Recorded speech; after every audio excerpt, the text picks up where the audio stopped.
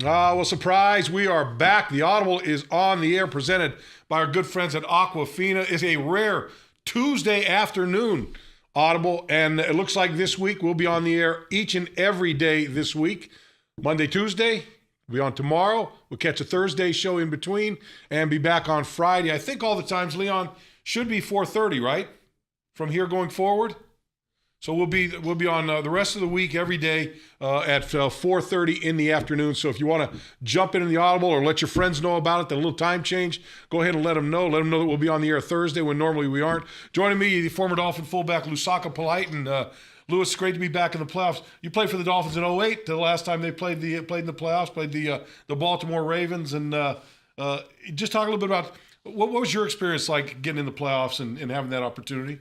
That was a great year for the simple fact that the year prior, they had 1-15, I believe, and is to make that turnaround and be a part of history, and just the city was alive. You can tell, and so that was a great time, a great experience. And a lot of players don't get a chance to play in the postseason, so that was only my second time, and that was my fifth year. So only my second time getting to the postseason. That's a big deal. Yeah, it's pretty amazing around here that this team has been, or this fan base, they've been dying for a winner. You get to the playoffs, and all of a sudden, man, this town just lights up. And I saw it in '08 when you played in the playoffs at that time. I've seen it in the past, and we're starting to feel it around here now. And people are believing in this football team. And it's been a heck of a year for this team, Lousaka. I mean, from the way they began the season to where they are right now, and overcome so many obstacles, so many injuries, had so many backups come in and do a good job for them and really contribute to this football team. I think every guy in that locker room can really look at himself at this point and say, hey, I did something to help this football team get here, because it's been all hands on deck all year long, and guys have stepped up and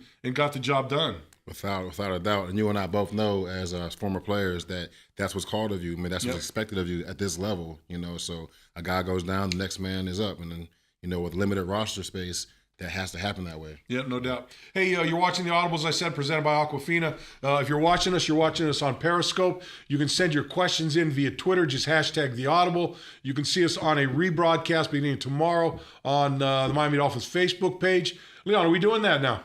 Since we're on every day, we'll rebroadcast it tomorrow morning. And so you can watch it tomorrow morning, and then we'll give you another one tomorrow afternoon. So we're going to double up for you tomorrow. Anyway, so you can watch that on the Miami Dolphins Facebook page, or you can always watch it on MiamiDolphins.com. Well, here we are, Louis, and Dolphins have a playoff game Sunday afternoon at 1 o'clock up at Heinz Field. Tough place to play, man. That's a tough place to play, especially when you go in the playoffs, because that fan base, they're going to be ignited up there, and they're going to have the terrible towels going and screaming. It's supposed to be about 25, 26 degrees, so you got to fight the elements. But, hey, you know what? It's the playoffs, and if you want to move on, doesn't matter what's going on, you just got to get the job done. I couldn't agree with you more. I mean, like you said, it's the playoffs and whatever it takes to get it done. Being from Pittsburgh, I know for a fact that environment is going to be hostile. And also for the fact that we beat them pretty well earlier in the year. So they'll be ready for us, but I feel like we'll be ready too. Louis, the Dolphins did a good job. You talk about it. That was, I think, the first game of J.J.'s 200-yard rushing. Had 3 200-yard games this year. That was the first of them. I think he went 214 or 206, whatever it was, in that first game against Pittsburgh. I don't expect to see that against Pittsburgh up there. I think they pounded them pretty good down here. I think the heat certainly played a toll on the Pittsburgh Steelers. We're going to be in their backyard now, but I think the game plan has got to be very similar. Let's try to establish the run. Let's try to get J.J. going. And I'm a believer if J.J. can get at, near, or above 100 yards, you got a pretty good chance of winning any game that you're involved in. But that's something the Dolphins, that offensive line, him, the tight ends, everybody that's involved in that running game is going to have to be at their best to get that job done and try to get Pittsburgh on their heels. If you can do that, then you got a shot. No question. And that running game is going to be paramount. But what I've loved all season is just watching, like you said, O-line gets fired up when Jay breaks away. Receivers are downfield blocking. You already know what number 14 is going to do. He's looking to make some big blocks. So when it's all hands on deck and everybody's fighting for each other, that's what you want. And like you said, if he gets over 100 yards, we got a good chance to set up everything else. This Pittsburgh team knows all too well the playoffs. They've been there before. They've been there, done it. It's almost expected of them each and every year to be in the playoffs. This is a Dolphin football team that's young. don't have a lot of players with a lot of playoff experience on this football team. I think Matt Moore played the last time in '08. Did he play a playoff game in '08? Not in '08. We had Chad Pennington. Okay, yeah, that's right. That's right. But anyway, so Pittsburgh, a team with a lot of experience. Dolphins on the other side with not much experience. How much do you think that plays into a game like this? It plays a factor, I think, in the beginning, but I think once everything settles down, it's football. After that opening kickoff and everything's all hyped, you got to play. You got to get you against your guy, win your battle every single play. Everybody has to do their assignment, and the rest of it take care of itself. The one thing I always about the playoffs to me is, and the Dolphins I think are going to see this tomorrow when they come back to practice. There's only 8 teams playing this weekend, right? And so all that national media that's kind of been spread around the league, 32 teams and all that, they start to converge now. And they're going to come in that locker room for their media session tomorrow and go, whoa, where did all these people come from? So more people are going to want their time. There's going to be more attention given to them. There's going to be a lot more distractions that are going to be between themselves now and that game on Sunday. And that's going to be something they're going to have to deal with. Pittsburgh knows, they've been there, done that. They know what it's going to be like. This team's going to have to adapt to it and adapt to it very quickly. No doubt. And my advice would be just to find your routine, stick to it, and just kind of ignore the white noise, because it's going to happen. I mean, that's what happens. The media gets involved and everyone wants a part of you, but you can't forget why you're here. You're here to win this game and then get to the next one, but you can't worry about the next one until you take care of this one. Yep. And that means extra preparation. It means extra time in the ice bath, extra time watching film, whatever it takes, because you're going home if you don't win. Yeah, it's funny. After the game, Ndamukong Suh talked about how, he's played in the playoffs 3 times. And he says, when you don't realize, but when you get in at the intensity level ratchets up. And I know from experience, and you've been there too, all of a sudden you step in that game and that first hit, you, whoa, hold on. Yeah. It's a little different than the 16 we just got done playing. Somehow, some way, guys find a way to dig down and raise their level of play every game that you go along the playoff route. No doubt. And those bumps and bruises that you had in week 13 and 14, they just seem to go away because, like you said, it's a new life, a new breath of life that's got into you when the playoffs come. That's the thing about one and done, man. You're sitting there, you're playing, you're getting ready for a game, and if you come up in the short end of that stick, you walk in that locker room and go, hey, it's all over. We got nothing tomorrow. It's done. It's a cold ending to the NFL season. It is a cold ending. I've won some playoff games and lost some, so hey, I know what that feels like. Exactly. Hey, let's go ahead and get to some questions here. Okay. If you want to get in and you're watching us on Periscope, very easy. Just send your questions via Twitter, hashtag the Audible. We'll get your questions on here and we'll go through them all throughout the afternoon here. At It's Primetime 21, what are your opinions regarding the pocket presence of Moore versus Ryan Tannehill? I think Ryan's done I think the improvement from Ryan at the beginning of training camp, OTAs, to the way he played this year, his presence in the pocket. I think Adam Gase did a good job getting him moving around in the pocket a little more, being a lot more aware in the pocket. And I think you see that in Matt Moore because he's been around such a long time. I think he just has a natural feel for that pocket. But he needs to have that natural feel because he's not going to get out and run the way that Ryan Tannehill would get out and run. So Matt needs to have a little more of that pocket presence, understanding how he can move up, how he can slide, how he can avoid rushes by just moving in that pocket area. Definitely, I agree with that. And also just pre-snap, understanding through your film study where the rush is going to probably come from, and then being able to move and send your line a certain way to slide to give yourself an extra half a second or whatever. So pocket presence is definitely paramount for a team like this. Certainly for Matt Moore, it's going to be paramount against Pittsburgh Steelers because they're a football team that wants to blitz. They want to bring pressure. They want to get that quarterback confused. They want to disrupt the timing of the football team. And certainly with Matt Moore being a guy that's played 3 games now as a quarterback for this football team, they're going to want to do everything they can to try to confuse him, try to make him uneasy in that pocket and uncomfortable in that pocket. And that's going to fall on the offensive linemen. It's going to fall on the running backs and the tight ends, all to contribute to pass protection against a team like this. I think being up tempo and keeping it going kind of eliminates a lot of that, because when you give a team like the Steelers time to walk around and that radar defense and get you confused, that's when they're at their best. But if you line up and go, then they can't do all that. Yeah, and I think the Dolphins would love to get a first down, go no huddle, get to the line of scrimmage. You Yep. saw him do that a little bit, and it worked for them towards the end of the first half, beginning of the second half against New England before the big turnover really changed the character of that game. At Nathan and Megan's mom, do you think Jay can have the same kind of game he had the first time? I would be shocked if he ran for over 200 yards. I really would. I mean, look, 200. He had 3 200-yard games. I think he's only 4 guys in this league who's ever done that. And to ask him to come back and have another 200 yards, I think that's asking a lot. But can he be effective? Can he rush for 100-plus yards? I think he can. But again, this goes back to that offensive line. You know, a couple weeks ago when the Dolphins were up in Buffalo, I just remember standing on the field before the game, watching Brandon Albert and Juwan James and Laramie Tunsil get together and work on what they were going to do, work on what they were going to see during the games. And then when they walked out on the field, you could almost look at the feel of them saying, hey, look, jump on our shoulders. We're going to get the job done. And that's the attitude. They're going to need to have that attitude up in Pittsburgh this week if they want to have success, both running the football as well as protecting Matt Moore. I couldn't agree more. And like we keep saying, you know, Pittsburgh will not allow Jay to get 200 yards again. They're going to load that box up. But ultimately, when it comes down to X's and O's, you still got to know who you're going to block and get it done and just make holes, and whatever happens from that point. Yep. Mm-hmm. You're watching the Audible presented here by Aquafina. If you're watching us on Periscope right now. You can go ahead and send your questions in via Twitter. Just hashtag the Audible. We'll answer as many questions as we can. You can see us on a delayed broadcast tomorrow on the Miami Dolphins Facebook page. Then we'll be back again tomorrow at 4:30 live. And you can watch us always on MiamiDolphins.com. At UGG, you do I need at UGG I need to see. I'm not saying nothing, Leon. Should they bring back Bushrod next year for a go?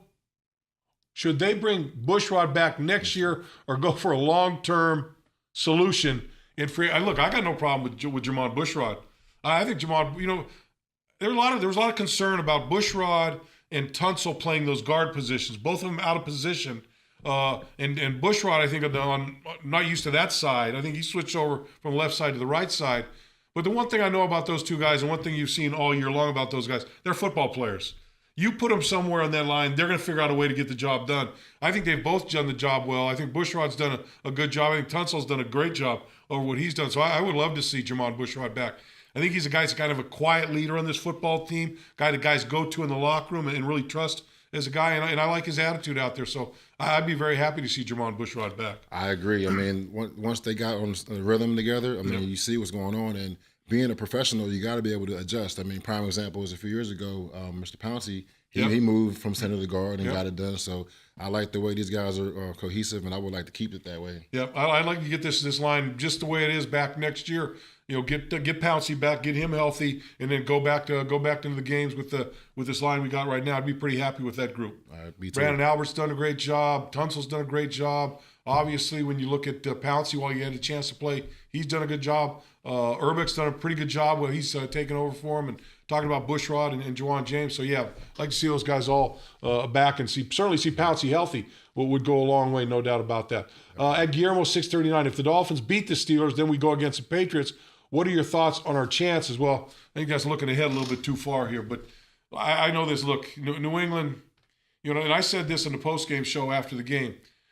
There's no shame in losing that New England football team now. Right. Tom Brady, I think he ended up with 28 touchdown passes, 2 interceptions as a team all year long, a record in the National Football League. It's an efficient football team. They only lost 2 football games, so you know, lose New England. There's no shame in losing that football team. I agree. I mean, they've been in it for a long time, and they've proven year in and year out that there's a formula that they have figured out. And hey, we'll cross that bridge when we get to it. Yeah. We got to win this week. Yeah, one other thing I look at, and this is getting away from where we're talking about the Steelers in the playoff game this week is, but you know, I kind of looked at that game, and I'm kind of to the point now where I'm starting to look at every game with New England Patriots is where are we? You know, are we getting closer? Right. Are we getting further away? And I feel like we're getting closer to that football team. And if you can keep chipping away at what they've done up there, then I think we'll be where we want to be. And certainly Dolphins gave them 2 pretty good games this year. But hey, you know what? Very good football team. Went 8-0. Football team went 8-0 on the road. Didn't lose a game on the road. That's pretty special right there. No question. At Felipe Hernandez, any special preparations we have to deal with the cold temperatures? There's not a whole lot you can do. I think they maybe go in that bubble and turn the air conditioning down a little bit, but you can't turn it down to 26 degrees in there. And that's a grass field that doesn't hold up very well when it comes to wintertime either. This is true. You got to put those 7 studs in the bottom of those cleats and make sure you get that grip. But a lot of guys. I mean, I'm from Pittsburgh. Yeah. So I grew up in those climates. So I'm sure every team has guys that are used to the cold and used to the hot weather. Yeah. But like you said, man, we're professionals. We've all played in all conditions. By the time you got to the pro level, college, high school, whatnot, we've all seen every possible climate. So we'll be fine. Yeah, look. I grew up a Northern California guy. I hated the cold weather, but you adjust, like you said, you adjust to it. You got to play in it, and both teams have to play in the same thing, and you go out and play. And like you said, half the team, or I don't know what the number, but you got a good percentage of teams that played their college football or high school football in the Northeast. They're used to it, and other guys played in Texas or California, and you have to adjust. And so and no different than them coming down here and having to deal with the heat. So exactly, you just got to go ahead and get it figured out. Super Fins 23-35. If we can keep it close going into halftime, we have a chance to really win this game. I think that's been Coach Gaze's game plan all season long. But his game plan is, hey, let's keep it close. Let's have a shot in the fourth quarter. Then I like our chances to win a football game. And I don't think this game's any different than any game that the Dolphins have had going into that game. I think that's the same mindset they'll go in. Keep it tight, keep it close, get us into that fourth quarter. If we get into the fourth quarter with a chance, then I think this football team really likes their chances. That's exactly right. I mean, like we said, we beat them before. We know what it takes. We know the weaknesses in the defense and offense. So as long as we're keeping it close, and we know what it takes to make big plays, so we'll be fine. One of the things the Dolphins were able to do, and they knocked Ben Roethlisberger out of the game, was pressure Ben, hit Ben, cause problems for him. And I think that certainly is going to be something that's paramount this week going in this game. You can't let Ben Roethlisberger stand back there and just look around, throw the football. And when you get him, you got to find a way to get him down. He's a big man. He's a tough guy to bring down. You guys bounce off him, and he extends plays. So that certainly is going to be maybe the number one key going into this football game. If you want to stop Antonio Brown, you better get to Ben Roethlisberger, because you're not going to stop Antonio if Ben's standing back there throwing the football with impunity. I like my chances of getting after Ben for the simple fact we have an awesome front seven, and those guys, those front four, are nothing to play with. So I like my chances as far as getting after the quarterback. I'm with you. All right. Roberto, 1979-69. Bo, can Lousaka play some linebacker? Lou, you look like you're still in shape. Look like you're able to stand in there and take a few hits. I might, as long as we're within a 10-yard radius. I can't open up and run anymore. I might pull both hamstrings. Not stretching out? Not ready for that. But funny you say that. I mean, coming out of high school, I was recruited to play linebacker. Yeah. I only got 2 offers to play fullback. So I could play a little linebacker, Lou, let me ask you this about fullback. It's amazing how in a short period of time, the fullback has almost become obsolete in the National Football League. I don't think there's a small handful of teams that even go into the season with a fullback on their roster. Right.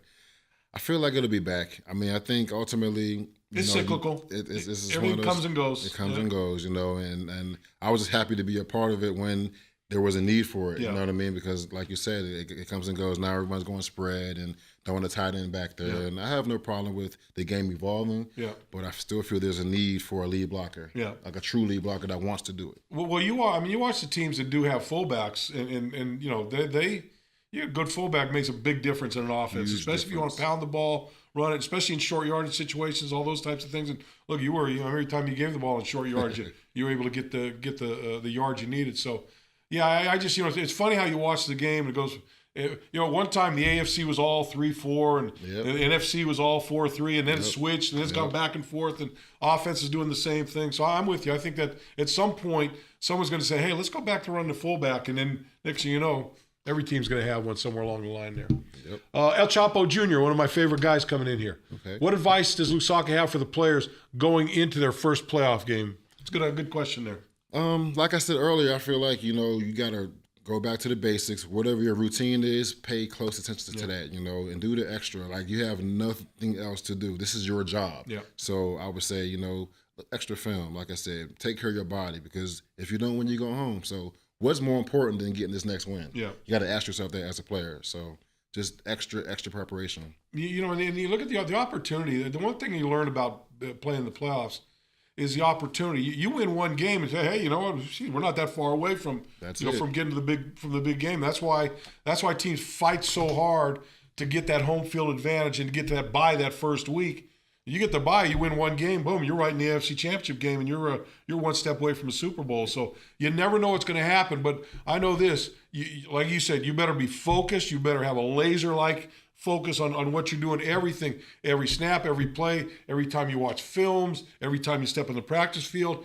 You've got to prepare just a little bit better than any game you've prepared for this season, because it's not going to be like any game you've played this season. Nope. You just don't want to be that guy, no. Let your teammates down. So yep. At Jacob Hancock, I think the Q will be pressure on Big Ben. When we talked about that, and certainly the first game down here, pressure on Ben Roethlisberger made a big difference in the football game for the Dolphins. So yeah, I think they've got to. They'll watch that tape. I'll watch that tape a half a dozen times before this week's over.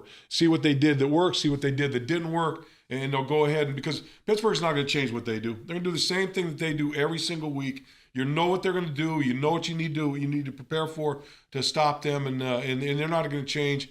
And I wouldn't expect the Dolphins to change anything they did against them the first time around. Nope. I mean, it's what got you there, and then of course you're going to add a few more wrinkles, but you got to stick to what you know and stick to what got you there. Yep, no doubt.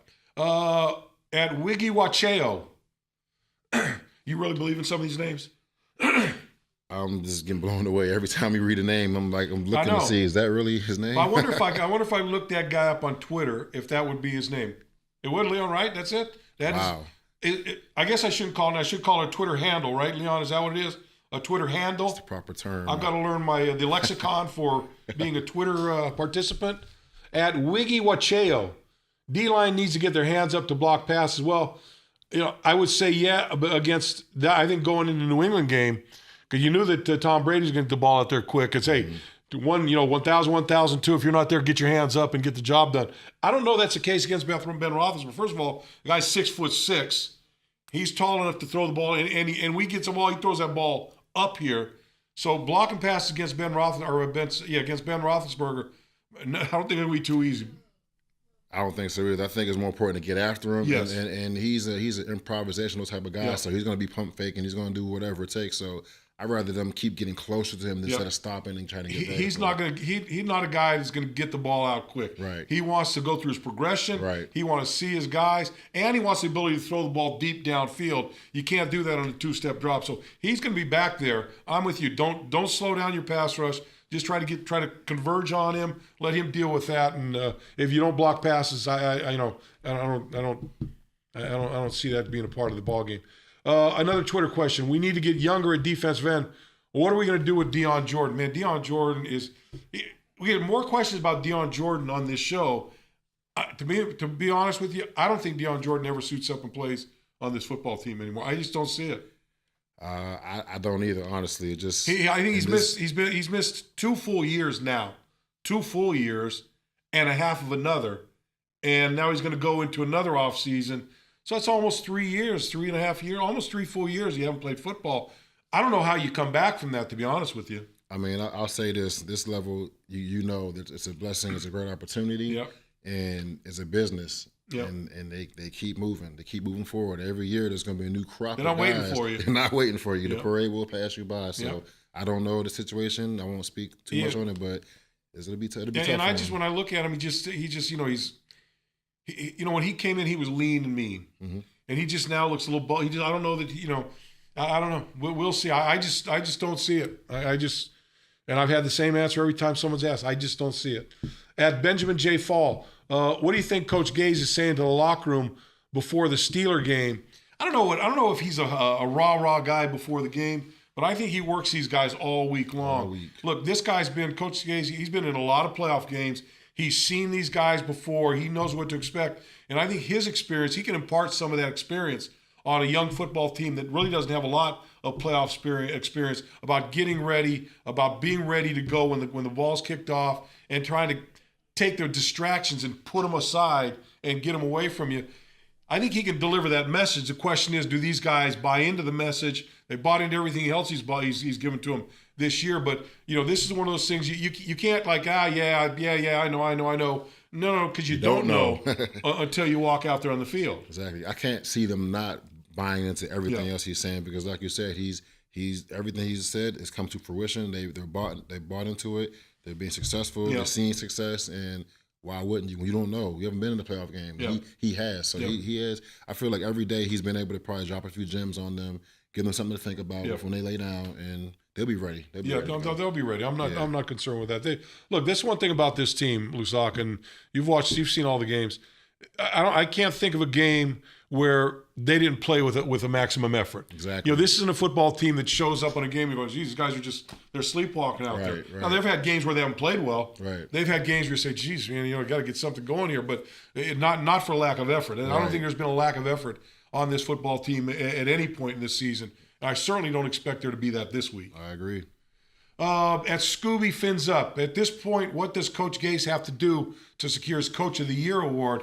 I think that voting is already in. I think that voting is in. So, yeah. I think if it's not in, I think it's in maybe before this game. So I don't think there's anything you can do right now. But I think when you look at the Coach of the Year, you certainly got to give him a lot of credit. And also you look at the guy in Dallas. What's his name? Garrett. Yeah, Jason Garrett. Mm-hmm. I think that's the competition right now. Garrett and because you go in there, you get Dak Prescott, you lose Tony Romo early in the season, you take them to what were they? Would they win 11-3 or 12 and what they said 13-3? Is that what they finished? Something like that. I think they lost 3 games, Dallas. So you certainly got to give him some. He's certainly got to get some nod. But Adam Gase, from taking this football team to where they were. No one expected them to be in the playoffs. You got to think he's a front runner, or at least have the inside track on that deal. I believe so. I think the key, all the great coaches know their personnel, and Coach Gase definitely knows his personnel. He's put everybody in the right place, and that's why we're here with another chance to play in the postseason. Yep. You're watching Audible here on Periscope. If you want to jump in, you can get your questions through Twitter. Just hashtag the Audible. You can watch us tomorrow on a delayed broadcast tomorrow morning on the Miami Dolphins Facebook page, and you can watch us on MiamiDolphins.com. Boss 610, Kim, I hope it snows hard, and I think it might give us a great chance to win in both Pittsburgh and New England. My man's throwing the Patriots under the bus if it snows too. Whoa. That's a guy with some confidence right there. I like it. I don't know, snow. Well, look, I know this. Just from my standpoint, where I'm going to be standing, I'd rather it snow than be cold rain. That's for darn sure. I agree. But if it's going to be in the 20s and there's going to be precipitation, it's going to be snow. It's going to be snow. It won't be rain. I know that for sure. And I think the Dolphins, the last time they won in Pittsburgh, I think it was a snowy day. I think that was 3 years ago. I think it was a pretty snowy day up there, and the Dolphins came away with a win in Pittsburgh. I think so. I believe so. So let's see it happen again. I guess the question I have is, you didn't play in that stadium. You played in the old at Three Rivers Stadium. I played. In college I played at Heinz. But, as a pro. Oh, you did. I played, yep. So at Heinz Field at this time of the year, I know that field gets rough. You've seen it in some pretty bad shape. Yeah, the terrain is not like South Florida where it can grow and keep it nice. That nice fast. It's a track. sandy base too, right? It's a sandy base, and kickers don't like it. No. I mean, anyone that has to plant and do a lot of cutting, no one likes that surface. So it's going to be. It's like those old school. It's like those old stadiums I used to play in those fields where from 30 to 30 in between the hashes is like a quagmire in there. Yeah, exactly. You can play on the perimeters, but you get in the middle of it, and it's going to be tough footing. It's going to be tough. It's going to be tough everything there. So that certainly is one thing that they're going to have to do. But snow, hey, what the heck? It's going to be what it is. Yep. At J Church 5, will Maxwell be able to play, or will Lippett start against Brown? I don't know. I don't know if Maxwell's going to be able to go. I'm not sure. I watched him last week a little bit. He just doesn't look like he's able to go. So I think it's Lippett. Yeah, I think Lippett and Xavier Howard are going to get the charge on Brown and see if they can slow him down, which nobody has yet. So when you got a guy, I think he's the top. I think he's the leading receiver in the National Football League by the numbers. So certainly stopping him again. But we talked about this earlier, Lousaka. Mm-hmm. Best way to stop him is to put a helmet on Ben Roethlisberger, not allow him to stand in the pocket and just wait and throw the ball over the top. I think that certainly is the way to go. That's exactly the way to go, because guys like that, they get open. He's going to get his, but if he can't get the ball to him, then problem solved. Yep. Another Twitter question: how many yards does Ajayi need for us to win? As I said, I think he's got to encroach on 100 yards. And look, if he can get over 100, he gets 100. He gets 100. 1,520 yards. I think we end up winning that football game. I like that. It's a good day's work, and I mean to get 100 yards against the Steelers is tough. But he got 200 yards before, Yep. so I like. And look, I think Gase has done a good job of staying committed to the run, stay committed to the run, even if you're behind, even no matter what situations. Even late in the game this last week when the Dolphins were behind against New England, still ran the football, still kept it going. So I think he's committed to that. And I think up there, and certainly with the weather and everything you got going up there, you better commit to the running game throughout, or else it could be a long day for you. Oh yeah. At Del 24M, what do you guys think about our blitz calls last Sunday? Well, they didn't work. I can tell you that. One of them went for 77 yards on What's that? That little slant pass to what's the kid's name? Julian Edelman. Yep. Took 77 yards, and Tony Lippett took a big hit right there at midfield.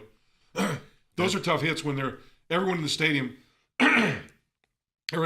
saw it coming and saw it happen. Yeah, that's tough, man. And the thing about those blitzes and timing and everything, if the right play call is called into the blitz, there's not much you can do about it. You know that happens, but the chances of that happening, 10 out of 10 that's not going to happen. So they had a great play call. Yep. He got the ball out in time, and that's just. Well, the one thing, if they're going to blitz, the Dolphins have been successful in zone blitz. They've had a couple interceptions off zone blitz. But the challenge you got is you run a blitz and you go man to man. Yeah. And one of those guys shakes loose. And look, we've had trouble on man to man coverage. So if you're going to blitz those guys in the backside, they've got to do everything they can to make sure that their coverage is tight, because it's going to be. It could be hell to pay if they don't have the good coverage. I agree. At Fiella 0268, what's the game plan to stop Bell and Brown? Well, look, the Dolphins. One thing the Dolphins have to do this week, certainly much better than they did against New England. They got to tackle better. I mean, the tackling in that game, especially early on, was very, very suspect at best. And if they're going to stop Le'Veon Bell, they can't let him break tackles. They can't let him, bounce out and attack the perimeter. They've got to find, when they hit him, they've got to bring him down. They have to corral this guy because he's a very patient runner. Yep. And a lot of times you see a pile and you think somebody got him, but he's still back there hiding. Then he has a very good 0 to 60. Yep. So you got to watch guys like that. You got to corral them. Everybody got to finish to the ball. And, when the Dolphins have played their best run defense this year, there have been a lot of helmets around the football. Exactly. And look, they did that in San Diego. I mean, they tried to run the football, and they had tons of guys around the football. And I think that's certainly what they've got to do here as far as Antonio Brown. Again, it kind of goes back to two things. Trying to reroute him a little bit, trying to break up the timing, and trying to get to Ben Roethlisberger. I think that's really the only way that you can stop Antonio Brown. And Dr. Trey Brand, New Haven.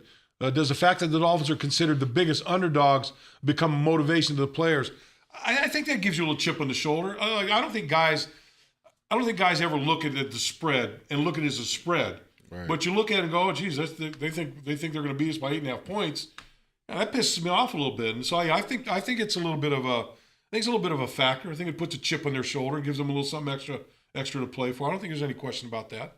I like playing on the road for the simple fact that it's you and your guys, and what better feeling than to silence a whole crowd of 70,000 that's all against you. To silence them with a big touchdown or a big play. So I don't mind being on the road, being an underdog. I love being on the road. I used to love being on the road because, like you said, nothing better than walking off that field on the road and looking up at the fans, and they got their all heads down, walking out the stadium. Oh, yeah. They got nothing to say. Leaving early. Yeah, definitely. That's it. Exactly. Lou, that's going to do it for the program, man. Been a pleasure having you with us. We'll get you back again. We'll do it again here as a season. We got the whole off season. I think we're going to be out here, so we'll get you back, talk a little bit about that. I had fun. Been a pleasure having you. Lousaka Polite. I'm Kim Bokamper. This is the Audible. Again, remember, we're going to be on tomorrow. We're going to be on Thursday, and we're going to be on Friday, so you can catch us every day the rest of this week at 4:30 right here. We'll see you tomorrow. So it'll be a quick comeback tomorrow, and then we'll catch up with you a couple days after that. Take care.